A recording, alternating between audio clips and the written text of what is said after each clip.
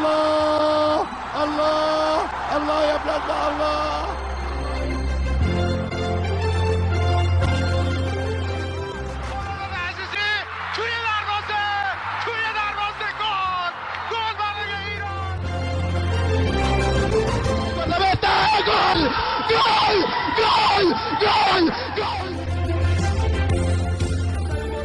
Fez a finta, lá vai Romário, é gol!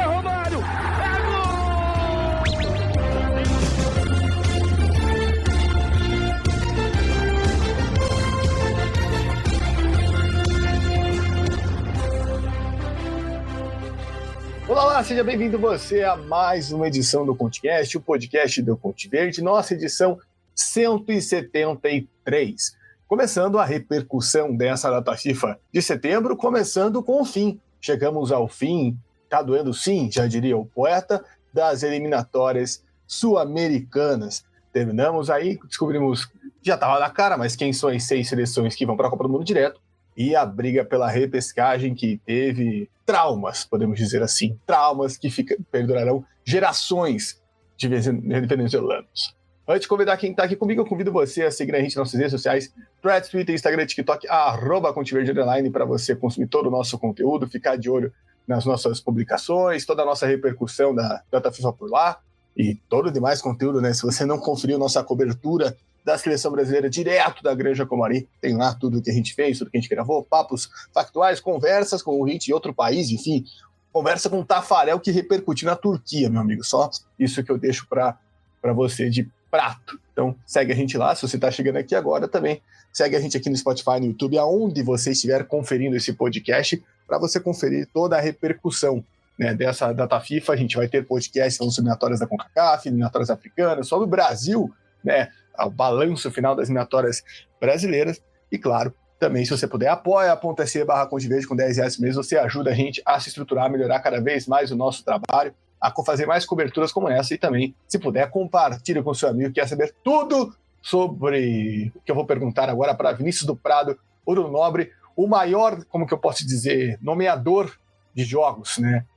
Tudo como que vai ficar marcada na história essa partida em Maturim. Seja bem-vindo. El Maturinzaço, para usarmos um paradoxo aqui com o nosso futebol brasileiro, é o que podemos definir esse jogo Venezuela e Colômbia. Que jogo crucial dentro da história aí das eliminatórias. Eu acho que fica um marco aí, porque, olha, foi algo muito triste para os venezuelanos, mas para o pessoal da Bolívia foi algo sensacional.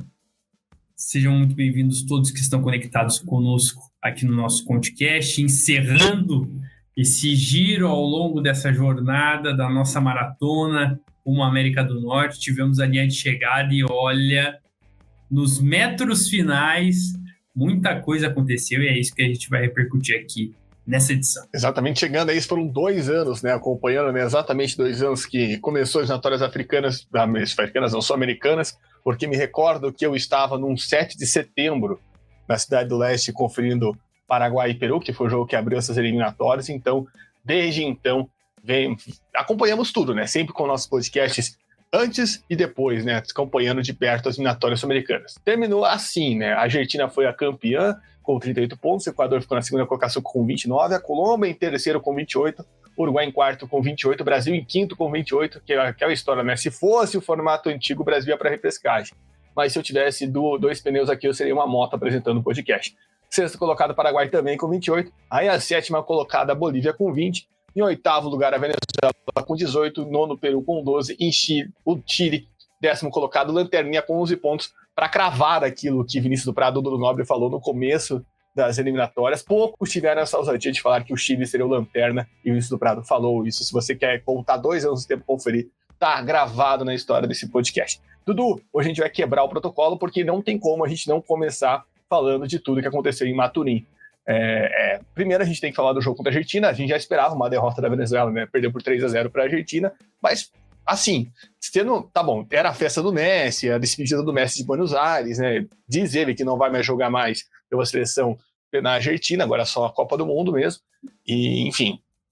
Mas até pela Venezuela ter o resultado, foi um jogo muito passivo da Venezuela, né? A Venezuela não criou oportunidades, a Venezuela não ameaçou de Martínez nenhuma oportunidade. Óbvio, era um jogo difícil, complicado, mas podia, né, ter criado algumas oportunidades. Enfim, deixou tudo para resolver dentro de casa contra a Colômbia que já veio classificada. E aqui eu lembro que no nossa prévia você fez uma pergunta, eu lancei a pergunta e você até falou, né? Qual cenário era melhor para a Venezuela? Que a Colômbia viesse desesperada para garantir a vaga na Copa do Mundo ou chegasse livre, leve e solta, né, só para cumprir tabela e, claro, apimentar essa rivalidade que há, né, entre Colômbia e Venezuela, histórica, de muitos anos por aí.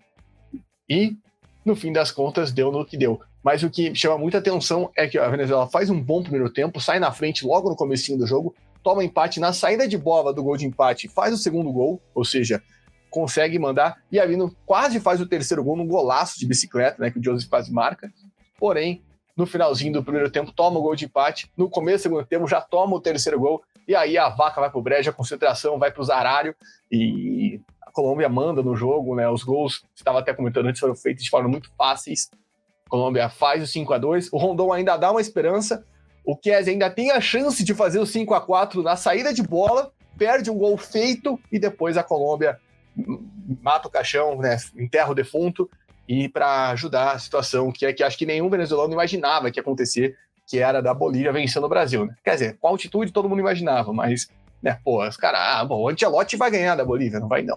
Enfim, Dudu, o que dá para tirar de lição, né, dessa eliminação, de tudo isso que aconteceu, né? O Fernando Bautista, que foi o grande nome dessa campanha, desses 2-3 anos aí, da seleção venezuelana, que já foi demitido, né, já logo depois do Maturinzaço, como tu dizes, já ganhou o boné. Enfim, o que fica de lição dessa tragédia em Maturim?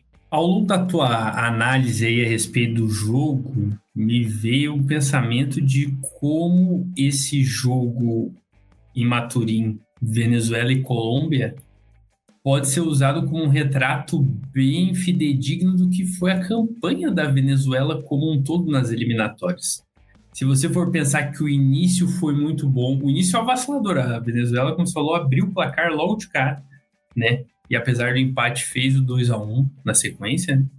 Então, o começo foi avassalador, empilhando resultados, conseguindo construir uma solidez bem bacana que, de certa forma, até permitiu com que a seleção chegasse a esse momento, brigando pelo menos por uma vaga na repescagem. Então, a primeira parte ali, o início, tanto do jogo quanto das eliminatórias em si da Venezuela, foram de maior ímpeto, de maior volúpia, e a partir de algum fato, aquilo acaba degringolando, né? No caso do jogo, o gol de empate ali no final do primeiro tempo, né? A gente sempre comenta que nunca tem hora boa para tomar gol, né? Mas geralmente ali no final do primeiro tempo e no começo do segundo, que as coisas ainda estão ali, né? Meio no requente, assim, acaba piorando ainda mais alguma elaboração de estratégia. E acredito que isso tenha dificultado bastante a questão da seleção venezuelana. E, no caso do campeonato como um todo, a gente já sabe, né, detectar o ponto de virada, que foi a eliminação na Copa América para Shuffleburg e sua turma do Canadá. A partir daí,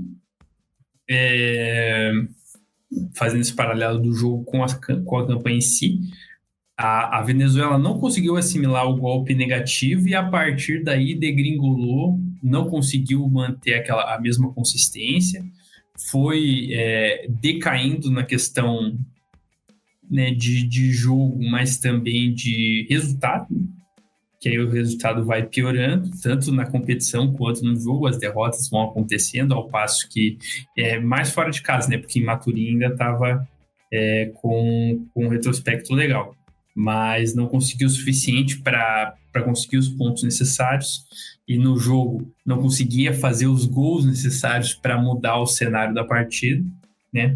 Tem a chance, né, no último suspiro ali de tentar mudar alguma coisa, quando o Rondon faz o gol e o rapaz acaba perdendo a oportunidade claríssima. No caso da campanha como um todo, acaba tendo a oportunidade, de buscar essa vaga na repescagem na última rodada, apesar de estar aos trancos e barrancos. e não consegue ter a tranquilidade necessária para fazer isso, tanto no jogo quanto no campeonato. Então, eu acredito que esse jogo foi um retrato muito preciso, né? Não digo 100%, mas muito próximo ali de 80% para cima do que foi a campanha da Venezuela ao longo dessas eliminatórias. E lá atrás a gente batia, né?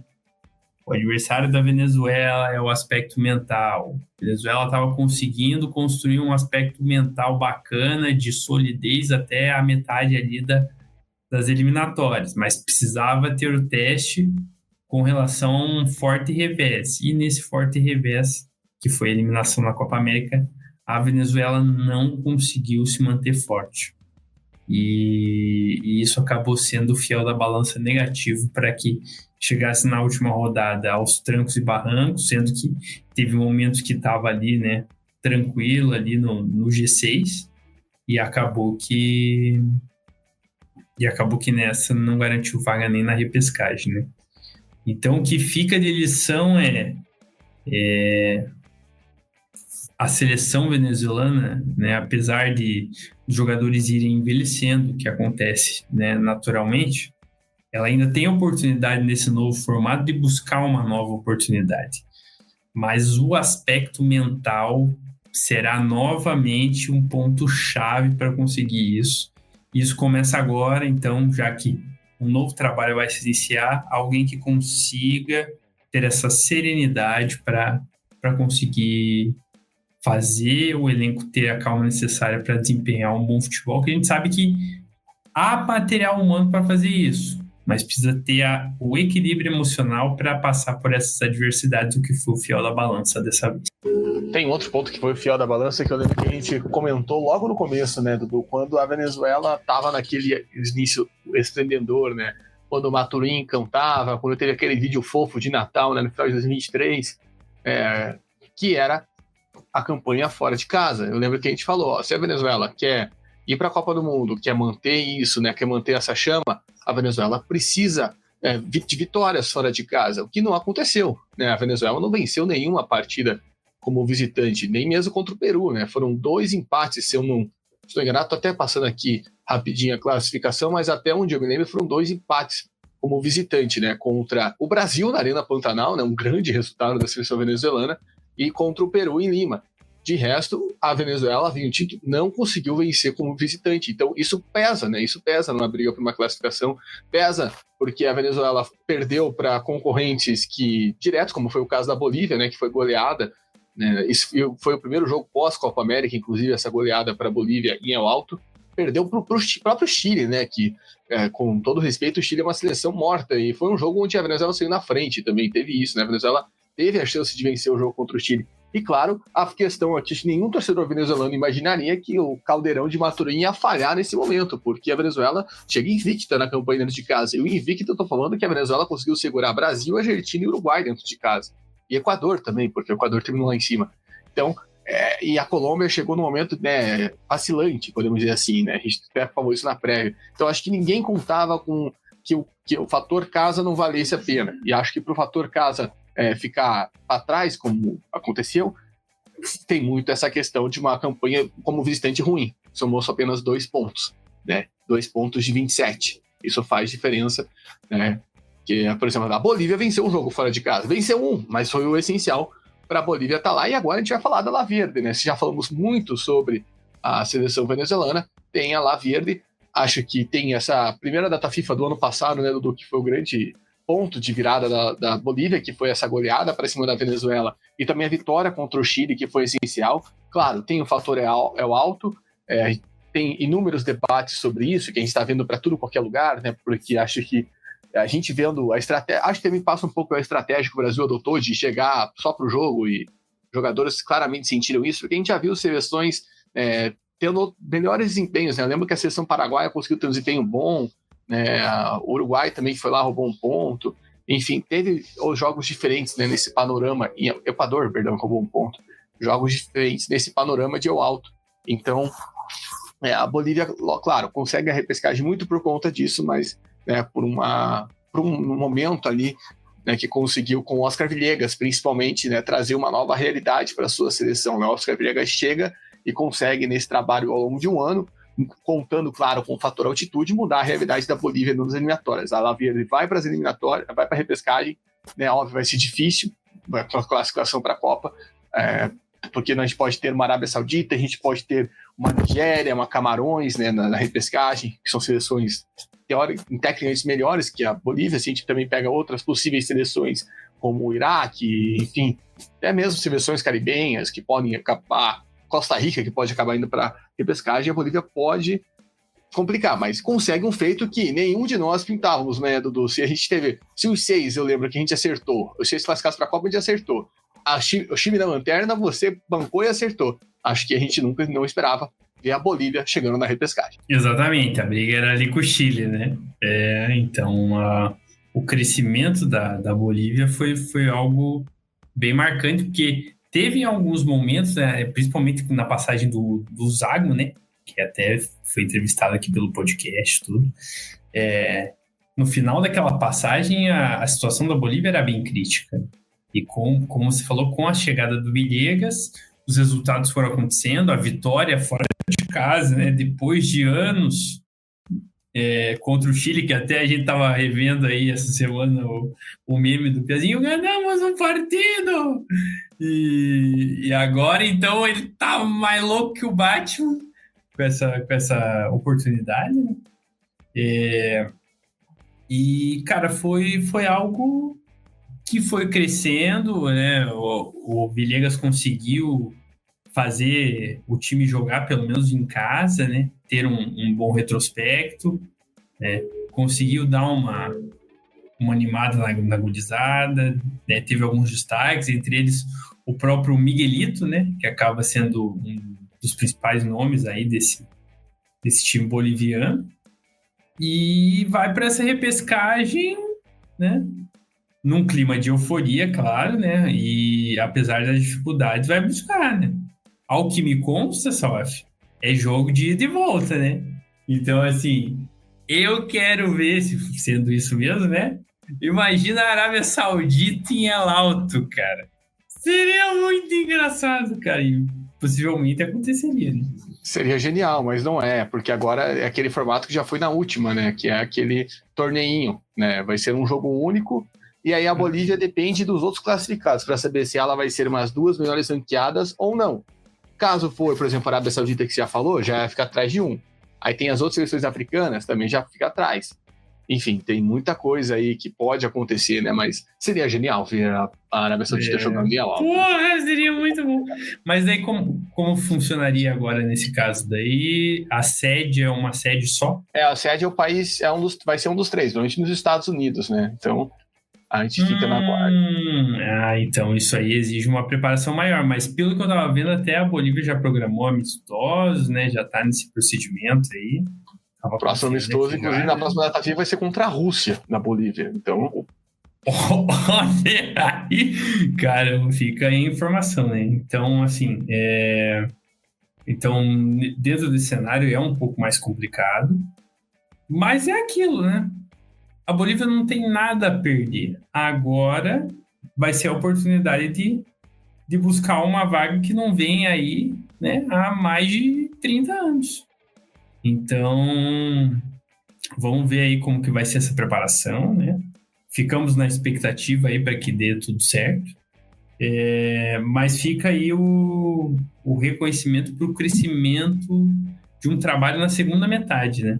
A gente falou... e aí é interessante como as equipes se encontram, né? Tanto Bolívia quanto Venezuela. Uma que faz um começo avassalador e tem uma decaída absurda, e outra que começa muito mal e tem um crescimento razoável no momento certo.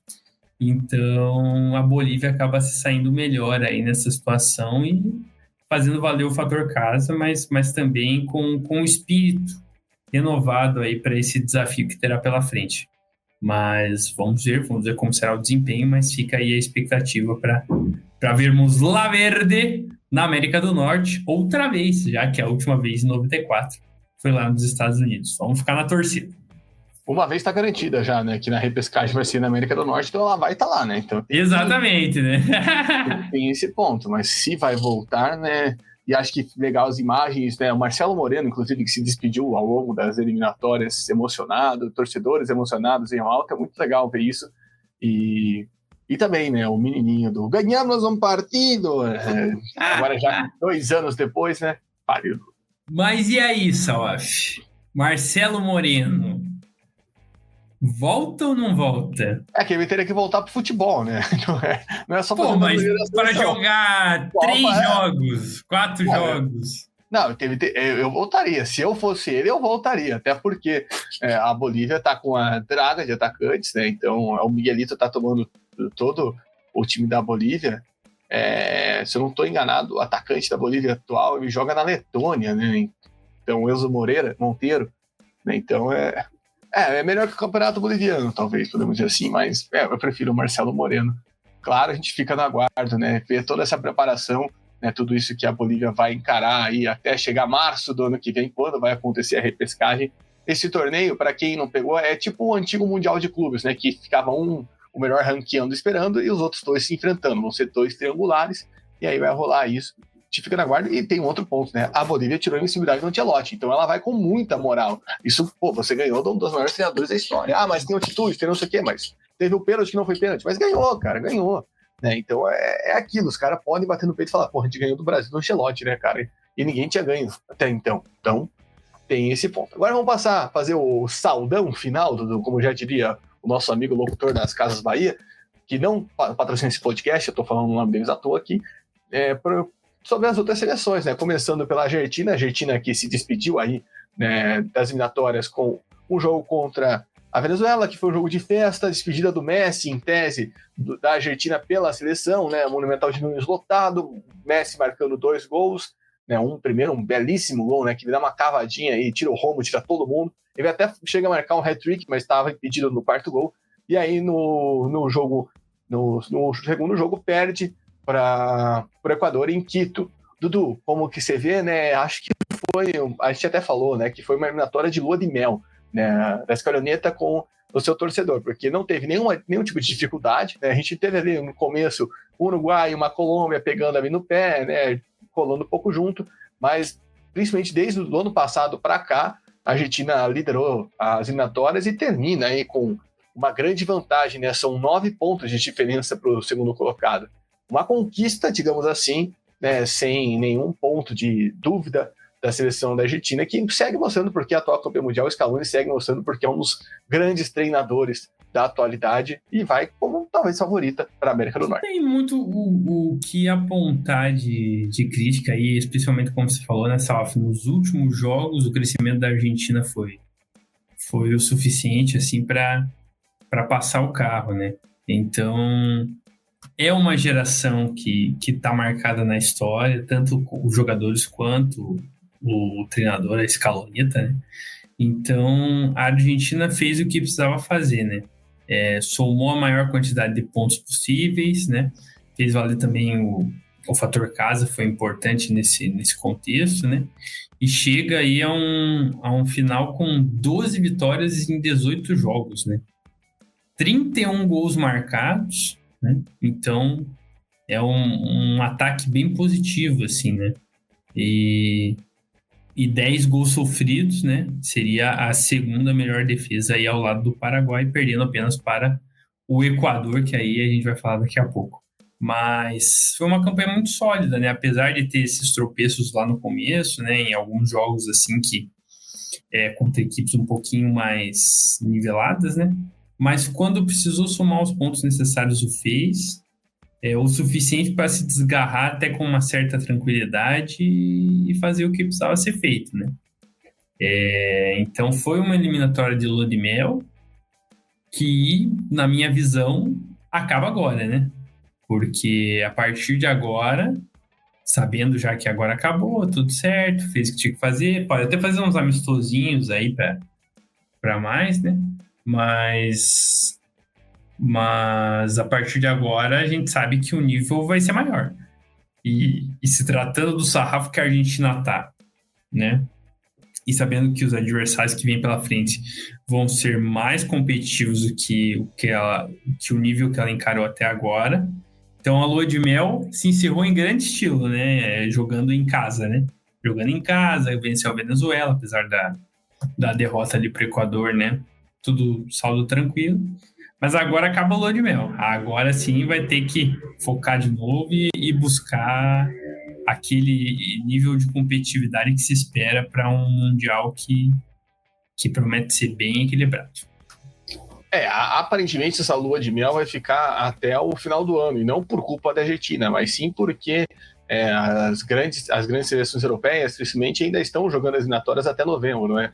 Ainda só restam as seleções asiáticas, e, por exemplo, o Brasil já pegou o Japão. Então a Argentina tem amistosos aí confirmados para o final do ano, contra Porto Rico, ainda uma outra seleção a definir, Angola e Índia. Então vai ser uma loucura, né? Muito para arrecadar dinheiro, né? Possivelmente não para arrecadar dinheiro. Então vai ser um show aí, uma turnê, podemos dizer assim. A Federação Argentina ainda não confirmou os adversários, mas possivelmente seja Angola e Índia, até porque Angola dificilmente vai para a repescagem das eliminatórias africanas, que acontecem em novembro, são só 4 seleções, Angola está numa situação mais delicada. A Índia tem as eliminatórias da Copa da Ásia, mas um jogo na data FIFA de novembro, né? Então tem esse ponto. Mas, claro, vamos dizer assim, a lua de mel vai se internacionalizar, né? Vão levar essa lua de mel para lugares onde a Argentina faz festa. Faltou só levar para o Bangladesh, né, Dudu? Daí lá ia ser uma festa tremenda. Mas falou exatamente o que eu ia falar, cara. Se já tá na Índia, só pula pro lado, vai pra Bangladesh, que tem uma torcida enorme lá, cara. Ia ser sensacional, cara. Pô, alô, AFA, ouça esse corte e faça um jogo com o Bangladesh. Um abraço pro meu amigo Arnab, lá de Bangladesh, que tá no nosso perfil. Se você não conferiu nossa entrevista com o Arnab Bap, jornalista de Bangladesh, que tava na Granja Comari cobrindo a seleção brasileira, a gente falou com ele sobre a seleção de Bangladesh, claro, porque falar sobre Ancelotti todo mundo fala. Vamos passar então por Equador, Dudu. Falar do Equador, que para fechar essa campanha teve um empate sem gols contra o Paraguai e uma vitória, acho que importante, contra a Argentina por 1-0.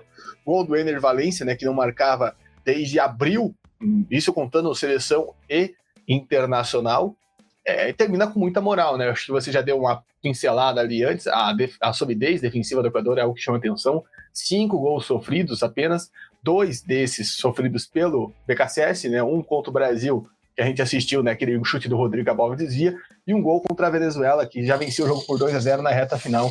Enfim, é um treinador, ou seja, só uma derrota do BKSS ao longo dessa campanha. É até curioso, né? Porque eu vi muita gente falando que o BKSS empatou demais, e realmente, né? Se você pega aí que ele perdeu um jogo e os outros ele venceu ou empatou e não tomou gol, ele empatou a maioria dos jogos por 0-0. Não teve 1-1, não teve 2-2. O Djavan ficou triste aqui com a seleção do Equador, né? Já que ele quer insiste 0-0, o BKSS quer 0-0, não teve 1-1. Mas acho que chama muita atenção, né, Dudu? Esse up que o BKSS dá à seleção equatoriana. Acho que a vitória contra a Argentina para dar muita moral, e foi um jogo muito bom do Equador contra a Argentina, né? Um jogo que foi para cima, criou oportunidades, né? Tentou até o final, conseguiu um gol de pênalti com a Ener Valencia, não teve muito sofrimento na defesa. Enfim, como que você vê aí essa campanha do Equador, que é coroada com esse vice-campeonato, podemos dizer assim, né? Fazia tempo que o Equador não sobrava tanto na eliminatória, e claro, a gente tem que lembrar, né? A pontuação real do Equador é de 32 pontos. Né? O Equador começa com -3 e mesmo assim vai para a Copa com sobras. Exatamente, e foi um trabalho aí muito, muito bom do BKSS, porque conseguiu implementar um estilo dele dentro da seleção, né? Porque, como a gente sempre comenta, assim, né, no dia a dia, cada país tem o seu DNA futebolístico, né? E o Equador sempre foi marcado por um futebol mais ofensivo, de maior velocidade, né? Não que esse time não tenha velocidade, mas geralmente é um time que é mais de ataque em seu histórico. Mas essa seleção vem se notabilizando pela defesa. E o BKSS fez um excelente trabalho arrumando a casa, né? Arrumando a casa e aos poucos implementando seu estilo e conseguindo os resultados necessários. Então, quando ele começa lá no Couto Pereira, lá, né, com uma derrota por 1-0, né, poderia ser algo que, né, poderia dar uma balada, mas na sequência ele já começa a vencer e acumulando os resultados.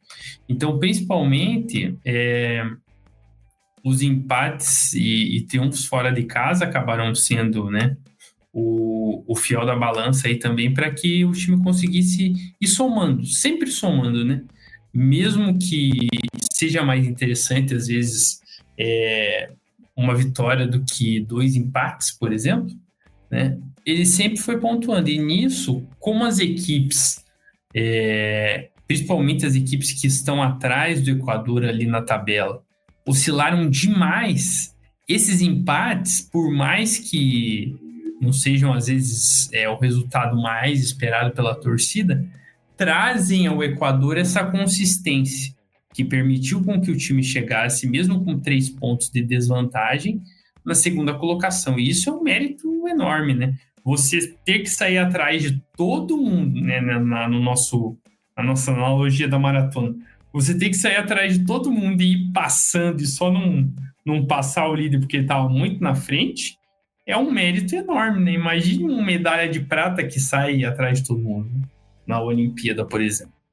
Então, fica esse mérito aí do time ter tido essa consistência dentro de um cenário com tantas oscilações como nós tivemos dentro das eliminatórias. Esse acho que foi o principal trunfo do trabalho do PKSS, que faz o Equador ser um time bem coeso aí para esse Mundial da América do Norte. Exato, talvez num patamar, como já diria nosso amigo Bruno Henrique, a gente não colocava a seleção equatoriana no começo das eliminatórias, nem talvez um ano atrás, né, quando o Equador jogou aqui. Vamos passar então para a terceira colocada, que foi a Colômbia. A Colômbia que, com essa final de eliminatória, deu um sprint, né? A gente falou muito na nossa prévia, né, do que a Colômbia estava devendo demais, não tinha vencido, né, nos seus últimos jogos nas eliminatórias, vinha devendo atuações boas, né, vinha preocupando o seu torcedor, né, quanto, não digo uma possível eliminação, mas até mesmo o desempenho, né? A gente falou aqui que o Lourenço estava até pressionado, né, nessa data FIFA e precisava dar resultado, né? A Colômbia, lembrando que não tinha vencido nesse ano, né? Perdeu ou empatou seus jogos, né? Perdeu 3 e empatou contra a Argentina. Talvez esse empate contra a Argentina foi o fiel da balança para a Colômbia chegar com um astral melhor nessa última rodada. Fez um bom jogo contra a Bolívia, até tomou alguns sustos, mas uma classificação já conquistada dentro de casa, sem sofrimentos, podemos dizer assim, né? E aí chegou no peso leve, né? Aquilo que a gente falou, né? Que podia chegar brigando pela vaga, né? Se tropeçasse contra a Bolívia, podia ter 2 confrontos diretos, né? E acabou matando tudo e matou tudo mesmo, né? E a gente destaca aqui o Luis Suárez, né? O Luis Suárez, que é um nome que ganha destaque aí, né? Nessa disputa de ataque com o Duré e com o Córdoba, apareceu muito bem. Para quem não conhecia, o Luis Suárez é atacante do Sporting, né, Lisboa, foi um grande nome, talvez aí metendo 4 gols, né, e inclusive ele, se eu não estou enganado, eu vi uma notícia que o último jogador a fazer 4 gols no jogo de eliminatória sul-americana foi o Luis Suárez, mas o Luis Suárez é o pistoleiro mesmo contra a Bolívia nas eliminatórias da Copa do Mundo do Catar, se não estou enganado.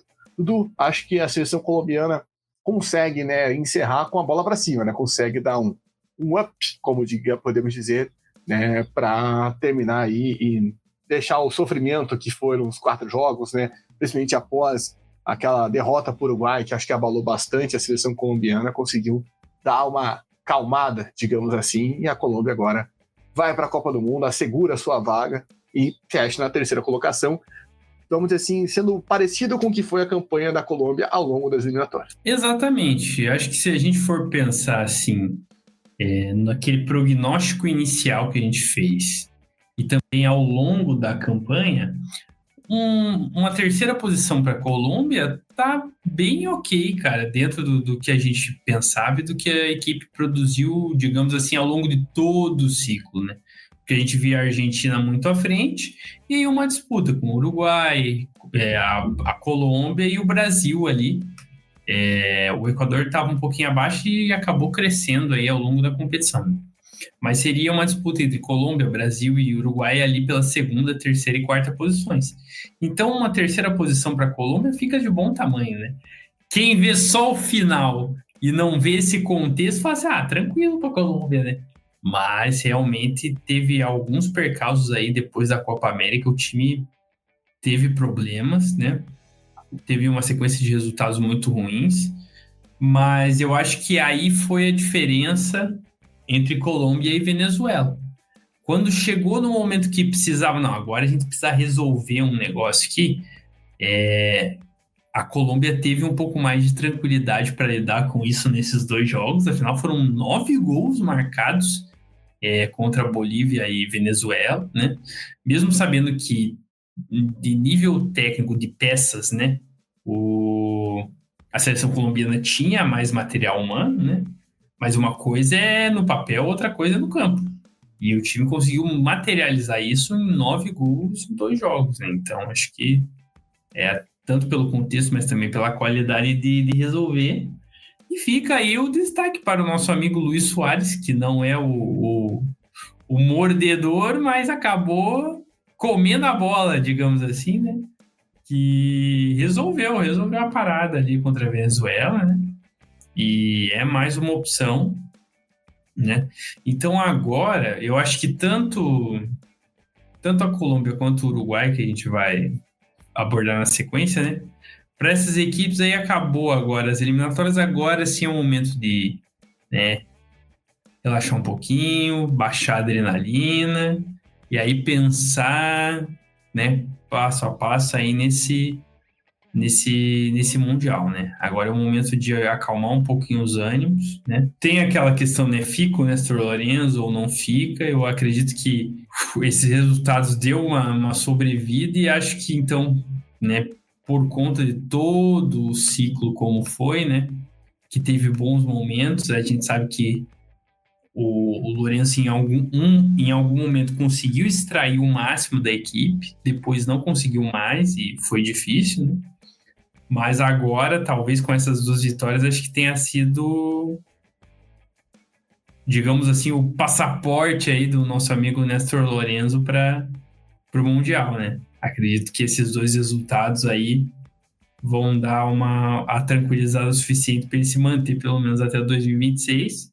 Colômbia que chega com uma boa equipe e a gente espera que tenha essa tranquilidade desses 2 jogos decisivos e não dos jogos anteriores ali na parte pós-Copa América. E claro, a gente lembra, né? Se os jogos tivessem 88 minutos, a Colômbia teria muito mais êxito, né, nas suas disputas pelo futebol. Vamos falar da Celeste Uruguai, que acho que começou muito bem as eliminatórias e acho que a gente falou, né, na prévia, né, que é uma seleção que consegue chegar nessa reta final sobrando por conta disso, mas tem uma derrocada muito grande, né? Conseguiu a sua vaga no jogo contra o Peru, 3-0 no Centenário, né? Era uma babada conseguir essa vaga, mas não conseguiu ganhar do Chile na última rodada, empate sem gols em Santiago. Então o Uruguai é aquilo que a gente falou, né? Desde a 6ª rodada lá, quando ganhou da Argentina, não conseguiu meter uma sequência de resultados positivos, né? O Uruguai foi aquelas 6 primeiras rodadas onde ganhou do Brasil, ganhou da Argentina,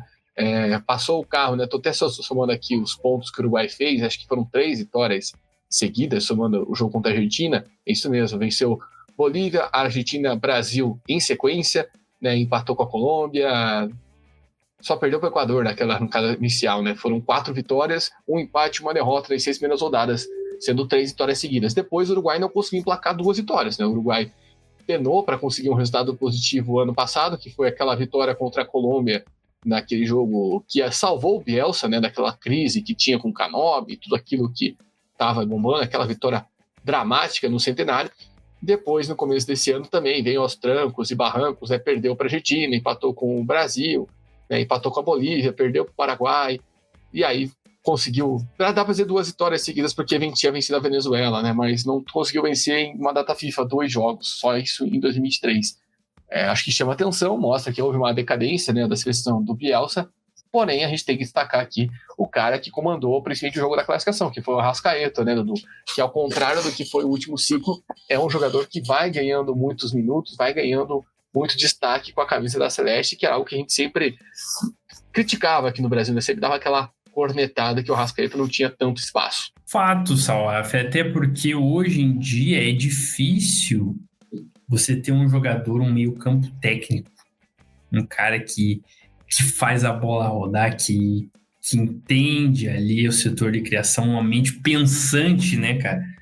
Não é simples de você encontrar. E a gente sempre tem que lembrar que o Uruguai é um país territorialmente pequeno e populacionalmente, ou demograficamente, também não muito populoso. Então, você ter a oportunidade de ter um jogador como esse na mão e não aproveitar é muita sacanagem, né, cara? Então, a gente fica feliz por ter um jogador que sabe jogar o jogo, tendo mais oportunidades na Celeste aí, que eu tenho certeza que isso agrega aí muito ao futebol do Uruguai. O Uruguai, e ainda mais a filosofia do Bielsa, que é um cara que gosta de jogar, gosta de ter a bola em geral, é um cara que o Arrascaeta encaixa bem nessa filosofia aí do Bielsa. Mas, de fato, a gente não pode também tapar o sol com a peneira, né? Uma coisa é o desempenho individual do Arrascaeta, né? Outra coisa é o conjunto. E, de fato, o Uruguai teve muitas coisas ao longo desse ciclo, né? Uruguai e Colômbia, acredito que sejam as equipes que mais são o retrato dessa instabilidade. Teve a Venezuela também, né? Teve tantas, na verdade. mas emocionalmente, eu acho que o Uruguai passou por poucas e boas aí nesse ciclo, né? De um início avassalador até um racha enorme ali no segundo terço das eliminatórias. Então, o final até que foi um pouquinho mais tranquilo, apesar de não ter conseguido vencer a fraquíssima seleção chilena fora de casa, né? Mas, apesar disso, né, conseguiu o objetivo. E é aquilo que eu tinha comentado, acho que na prévia, né, Salaf?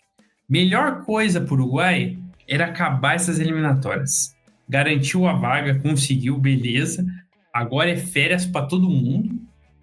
E vamos ver no que vai dar, né? Eu acho que o Bielsa vai se manter aí até o Mundial, mas vai precisar tirar um coelho da cartola aí, porque só com o desempenho que tem tido nesses últimos jogos, a tendência é de ser um Mundial, como fala, de mero figurante. Então vai ter que dar uma garibada aí, e a gente sabe que o Uruguai, quando chega em mundiais, assim, né, nesses últimos tempos, ele vem se oxigenando, né, consegue dar um gás melhor, assim. Então a gente espera que isso aconteça, porque queremos o futebol sul-americano vivo e forte.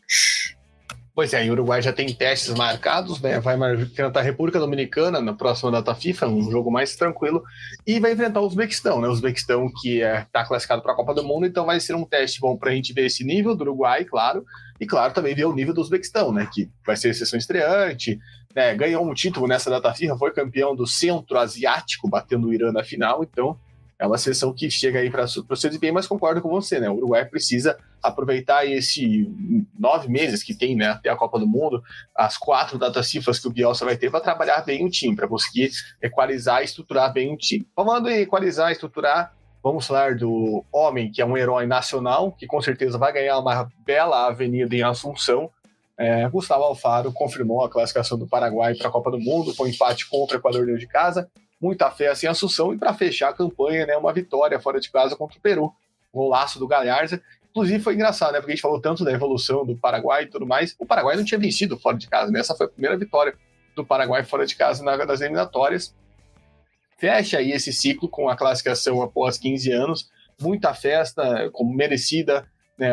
O Alfaro realmente em um ano conseguiu mudar tudo na seleção paraguaia. Foi apenas uma derrota para o Brasil, né, na Neoquímica Arena.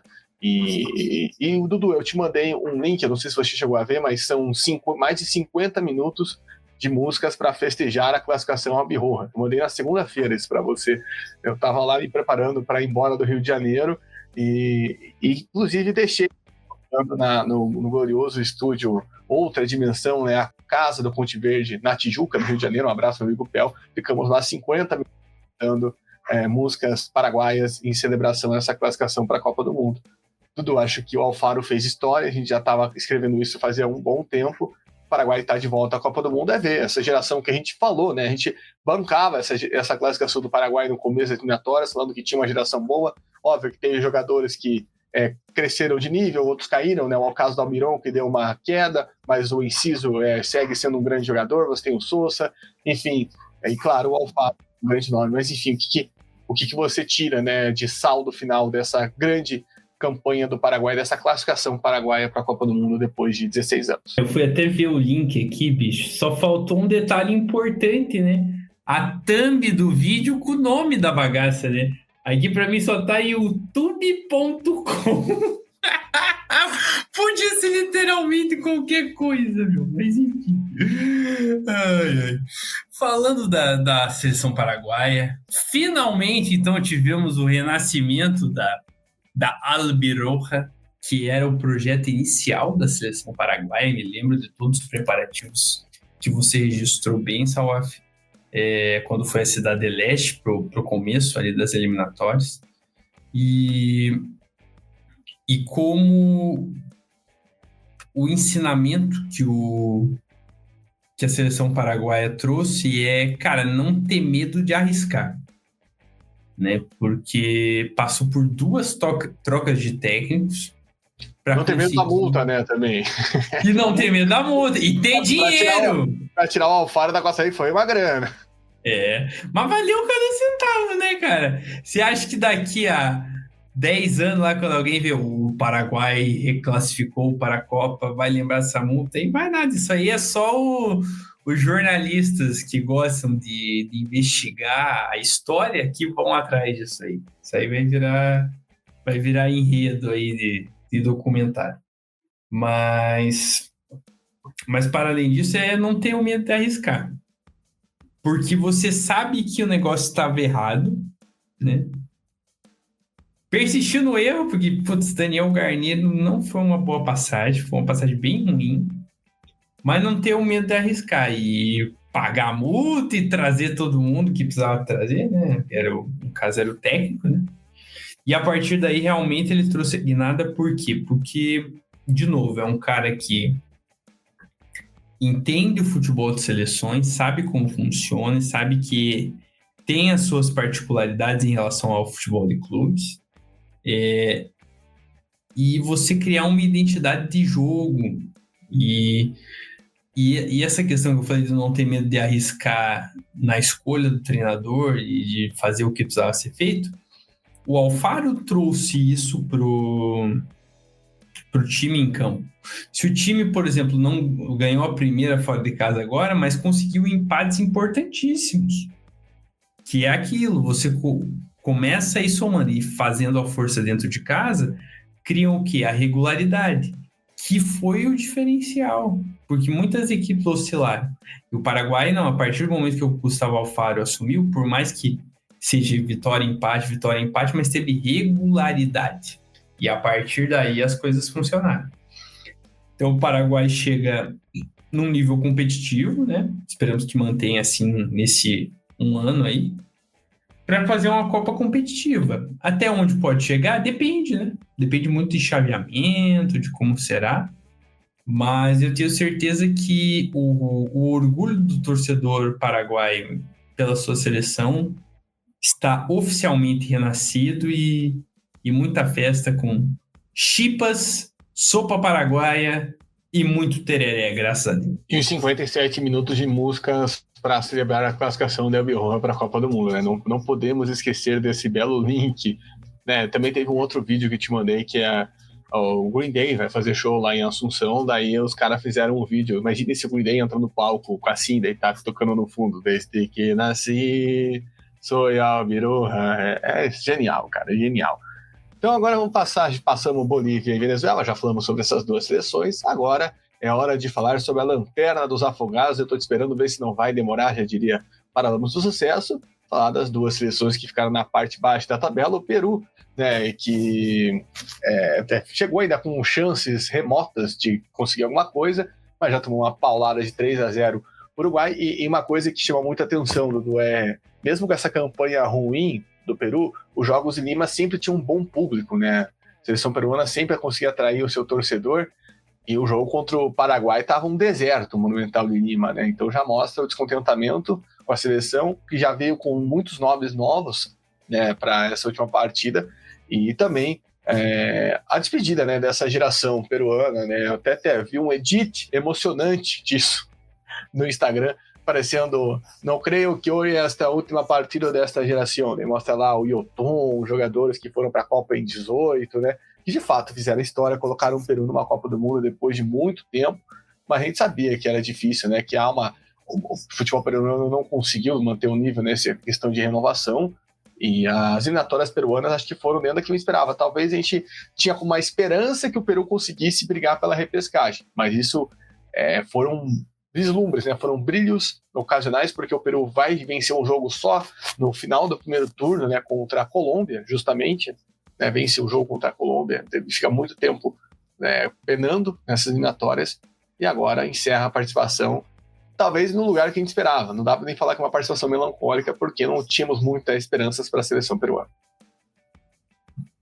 Exatamente, Salaf. Me lembra, e aí bato no peito com orgulho para lembrar que acertamos a análise, né?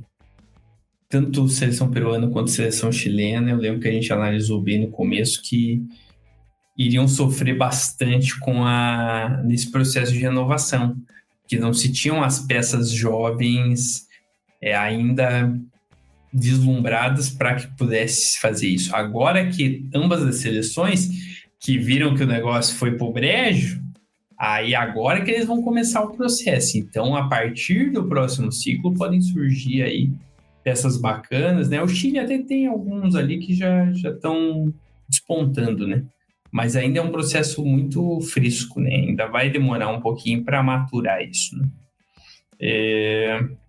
Mas dentro desse processo, a seleção peruana, eu acho que estava ali no início da nossa análise no mesmo patamar que a seleção boliviana. O que mudou foi o trabalho do Villegas, que alçou a Bolívia à repescagem.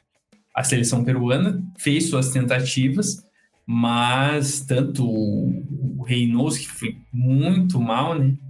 E o Fossati ali no meio do caminho tentou, mas também não conseguiu imprimir um ritmo suficiente para conseguir uma melhora expressiva, né?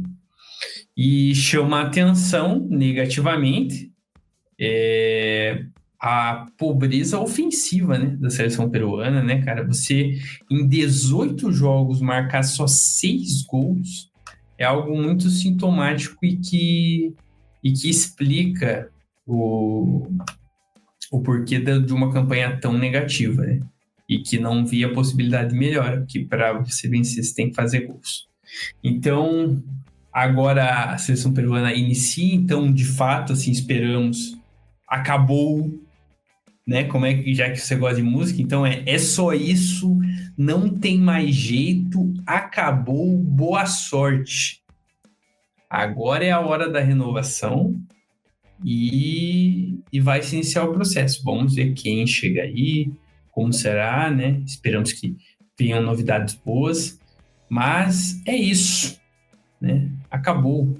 Boa sorte aí a seleção peruana. Exatamente, te lembra, né, que já tinha uma especulação já na rotação anterior do Peru de olho no Ramon Dias, né, para assumir esse ciclo para 2030, e a gente sabe que eu tô com a visão, né, tipo, claro, já discuti isso daqui a alguns 2 anos, mas eu tenho a visão que o ciclo para 2030 vai ser mais complicado para essas seleções, porque há a possibilidade das 3 seleções anfitriãs disputarem as eliminatórias por questão de ranking da FIFA, por questão de preparação, outras questões que o Miguel está levantando, e são 3 vagas. E acho que essas 3 vagas são muito encaminhadas para Brasil, Colômbia e Equador, né? Independente de renovação de ciclo e tudo mais. Vai ser uma galera brigando pela vaga na repescagem, possivelmente, né? Então, acho que vai ser mais complicado que essa edição para essas seleções que ficaram mais para trás, né? Bolívia, Venezuela, Peru e o Chile, lanterninha. E aí, Dudu, eu vou fazer uma pergunta para você, porque você falou da troca de técnico do Peru, e eu lembro que entre 23 e 24, antes do Fossati chegar no Peru, foi uma novela, sair do Universitário para a seleção peruana, já estava no Peru, foi uma novela, porque o Gareca aparecia em Lima, todo mundo falava que o Gareca ia assinar com o Peru.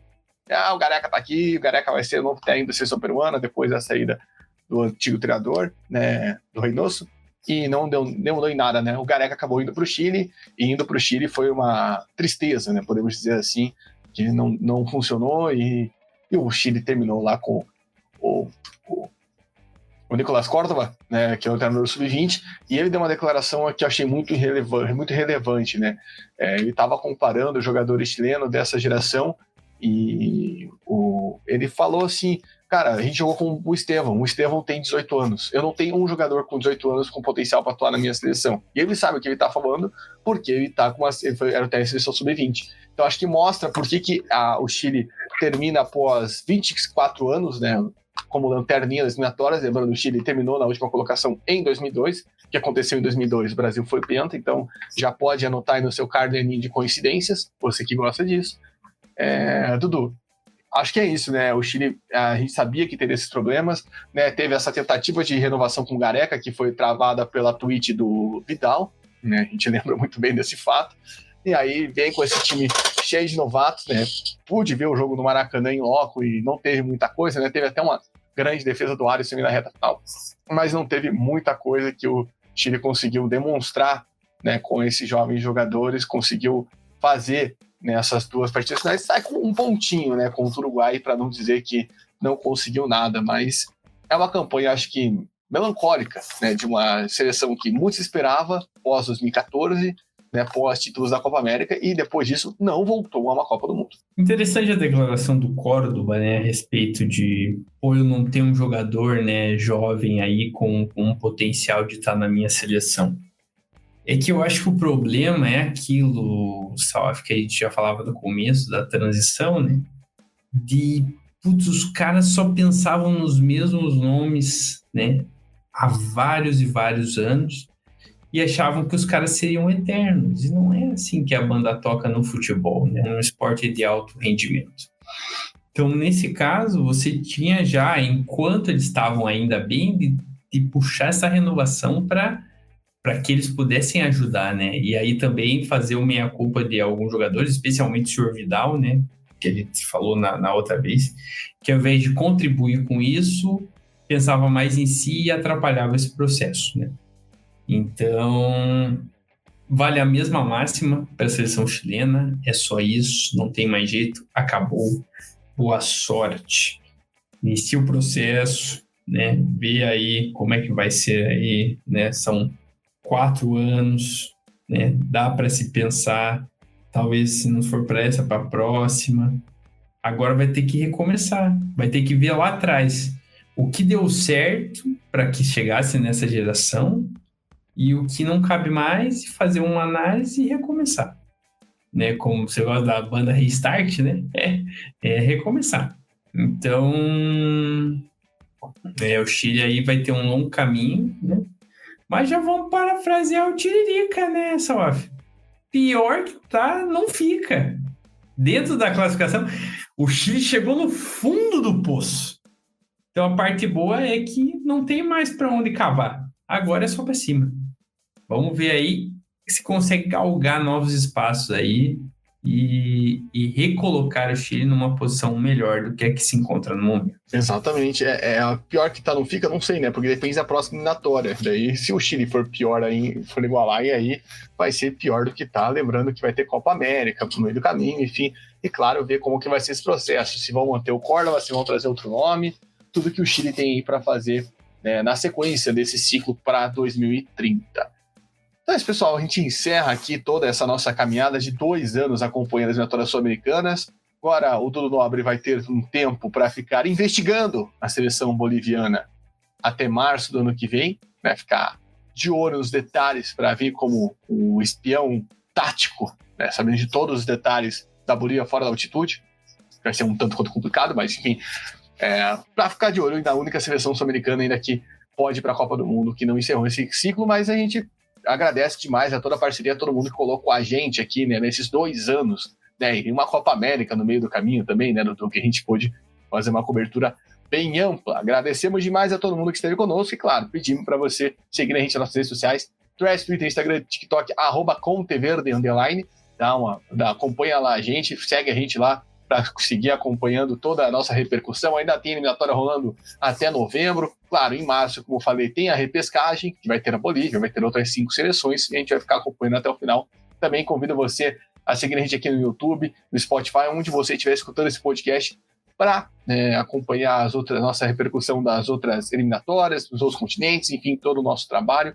Se puder, apoia.se/Contiverde com R$10 por mês. Você ajuda a gente a manter e estruturar cada vez mais o nosso job, como diria o outro, nosso work. E se puder, compartilhe o nosso podcast com os seus amigos para que eles saibam a opinião, né? Ouçam, fiquem sabendo que Dudu Nobre, o Vinícius do Prado, cravou a lanterninha do Chile nas eliminatórias. Dudu, forte abraço. Agora é olho na Bolívia, mas e a satisfação de ter feito toda essa cobertura contigo. Valeu. Valeu, Salaf, digo mesmo, foi muito bom compartilhar aqui com você essa jornada, né?